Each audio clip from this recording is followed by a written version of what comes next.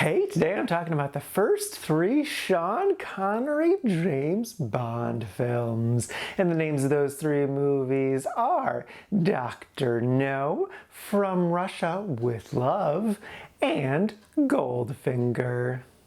First up is Dr. No. This is a 1962 film, and it's pretty good. This one's interesting. So the basic premise is, in Jamaica, a fellow British agent is murdered, and so they send Bond to investigate. And there's this whole thing with a secret island, and Spectre, which is just an evil organization that wants to do evil things because they're evil. And yeah, it's pretty interesting. So I really liked the first half of the movie. It had a lot of suave, it was fun, it had great pacing. Well, okay, the opening was kind of weird because like the title sequence, it starts off with the iconic Bond song, but then it like hard cuts to a different song that doesn't work, and then hard cuts to a Three Blind Mice song, which makes no sense, just weird tonal whiplash, and then everything with the Three Blind Mice is weird, but then it turns great, and it's great, and it's really fun. Bond's a lot of fun, and like, yeah, I was enjoying it a lot. But then we got to the island, and I stopped enjoying things. Like, first off, the Bond woman who's on the island is just random. And it's like, if you wanted a hot person to be on the island with Bond, you had the perfect opportunity to, because they had the guide who was with them the entire time who adamantly did not want to go to this island. He made such a big deal about how he didn't want to go to this island. But then at the last second, he just changed his mind. He's like, and I'll still take you. Don't do that. Instead, have James find someone else, a beautiful woman who instead will take him to the island, and that's how you get James and a beautiful woman to the island together. I guess then you can't kill the third person because there is no third person, but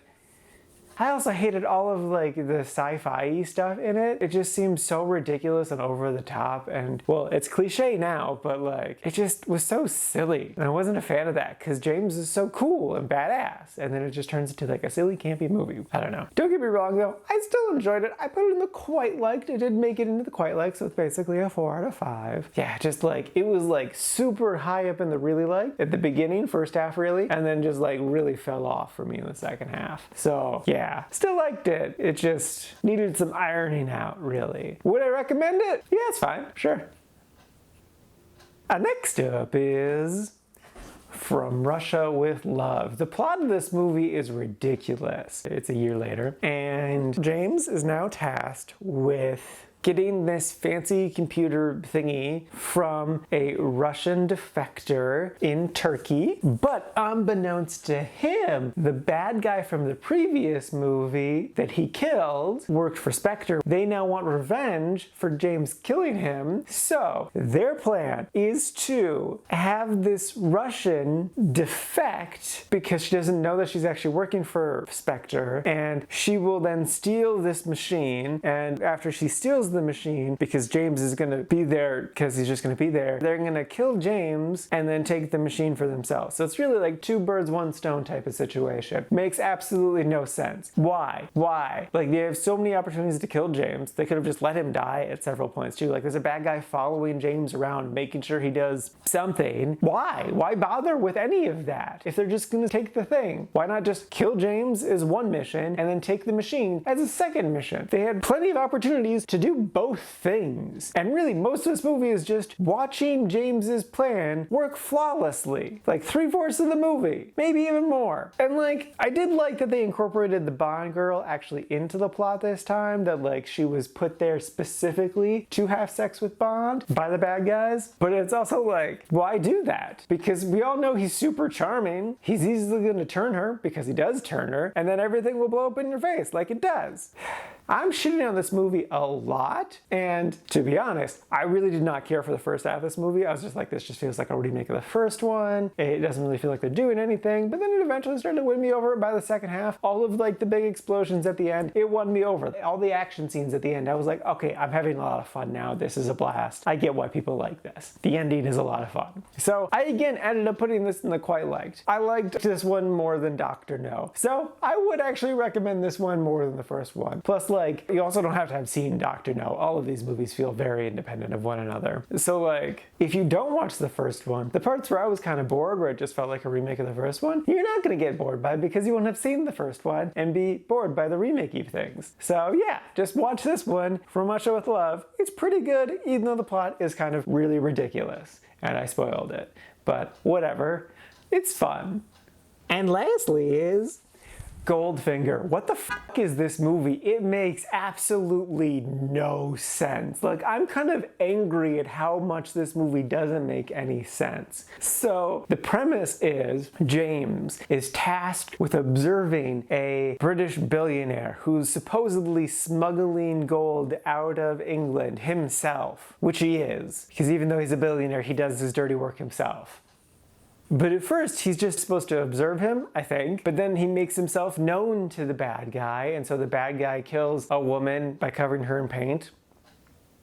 And then James is tasked to just follow him and you know, find out more information. To which James does do that, but he doesn't relay that information to anyone. It's just for himself. It's just it. And then the bad guys capture him pretty early in the movie and then don't kill him. They think about killing him. They're really close to killing him at one point, but then they're like, let's just bring him along for the rest of the movie because, you know, he's the title character. It makes sense for him to be here. Yeah, and like, he essentially does nothing for most of the movie. Like, you could probably take him out of this movie, it would be exactly the same. Like, he doesn't even defuse the bomb at the end. He's not even like the one responsible for bringing in the cavalry to, you know, help stop the bad guy's plan. That's Pussy Galore, which, oh my god.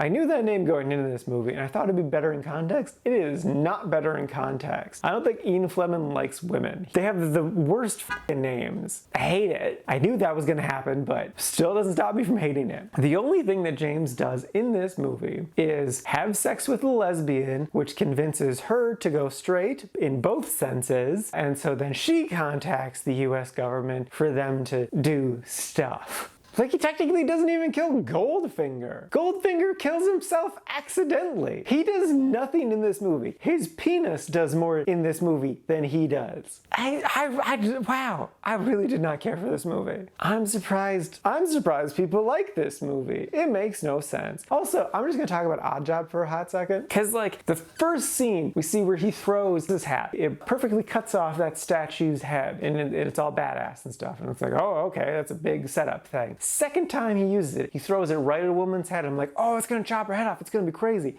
Doesn't chop her head off. It just lightly dinks her in the back of the head. I guess killing her? I don't know. James looks sad. That's all that happens. And then she's not in the rest of the movie. I guess she's dead. From then on out, he like just chooses not to throw it, even though it'd be super effective. Like in the first scene, we saw him throw it from so far away, nailing a really far away target. He could have used it so many times, like especially during the last scene. Like, yeah, he's 50 feet above James. He could have thrown it down at him, but like apparently he can't deal with height, and he waits till he's really close to James, and then James can dodge it because James is just really good at dodging things, even though like the whole point of the hat is that he's supposed to be really freaking good at throwing the hat. I don't know. And then the hat gets stuck in some bars, and that's how Oddjob dies. Spoilers. But like, how the fuck did it get stuck in the bars? The first scene we saw it cut clean through a statue's head. Why is it getting stuck in stuff? It shouldn't be getting stuck in stuff. It's supposed to just cut through anything, right? Like, that's the whole point. Why is it stuck? This movie really pisses me off. Okay, I do like the sister of the woman who died. That bit was fun. Kind of dumb, but fun. And then I also liked the ridiculousness of the bad guy's plan, in that he wanted to set off a bomb in Fort Knox to irradiate all of the gold, sending America into an economic catastrophe, and then also increasing the price of his own gold, making him even more rich. I don't know if that would work, but it's insane and I kind of love it. Like, why did he bring James to Fort Knox? I get that he wanted to kill him, and he's like, oh, I'll put him next to the nuclear bomb so that he dies in a really spectacular way. No, your whole plan hinges on this bomb going off. And Fort Knox, as they talked about throughout the movie, is impenetrable. It's so hard to get into. So don't put the one guy who could stop your entire plan right next to the thing he needs to stop your entire plan. Like, that's just terrible. Also, they just lock him up with just handcuffs onto a thing that rolls.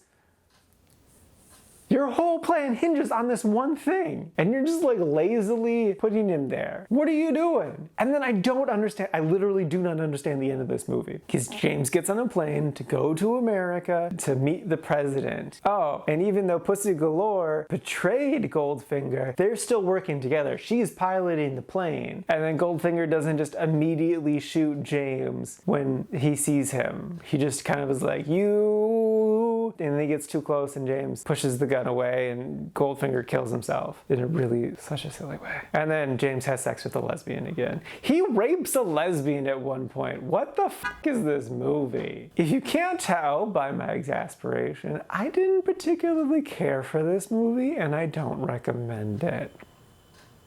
Alrighty, now for today's rankings, I'm going to go in chronological order. So first up is Dr. No, sitting at number 117 in the quite like section. So again, it's like a 4 out of 5. And then after that, above it is From Russia with Love, sitting at number 91, also in the quite like section. And then bringing up the rear, rightfully fucking so, is Goldfinger, sitting at number 220. And this is out of a total of 225 old movies so far this year. Man, I did not care for Goldfinger. What was that movie?